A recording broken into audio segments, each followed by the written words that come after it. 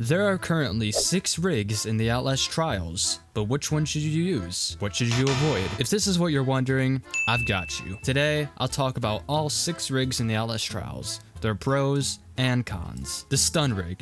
This is the first to unlock, and in my opinion, the best. It makes enemies essentially completely powerless, as you just power your way through them. This is better for more fast-paced gameplay where less strategy is involved. If you're a newer player, I'd also suggest using this. You can get yourself out of a tough situation very easily. The blind rig. This rig is more based on strategy. I don't see a huge use for it because of its deploy time. It's just a stun rig with more effort. So if you want something to defend yourself against enemies between blind and stun, go for stun. It's just not worth it. The X-ray rig. Now we move on to something more useful, especially in recent updates. In the current events under surveillance, you can use this to find the single TV scattered throughout the huge map, and also the cameras since they're kind of hard to spot. Same goes with posters. It's also useful if you're a newer player and not exactly sure where you're supposed to go, so being able to see an objective through a wall could come in handy. The heal rig. I mean, truly, what's the point?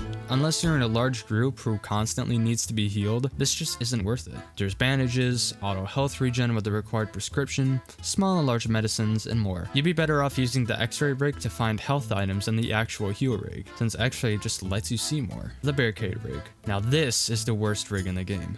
Enemies bash your doors down quickly with this, and there's pretty much always another way to get into a room, so why even bother? It's better to use the actual locks on the doors, and when there isn't a lock, just close it. It slows down the enemy a lot because they have to go through their animation. Personally, I would never recommend this. The jammer rig. I love this rig. It has so many uses just like X-ray, like opening mannequin doors, which are now very annoying with the new MK challenges recently introduced. You can get infinite rig recharges by opening locked blue containers, which is useful if you're playing duo or more. You can activate traps, which do slow down enemies quite a bit, open locked doors, and more. If you're running duo, the best combo is probably jammer and stun.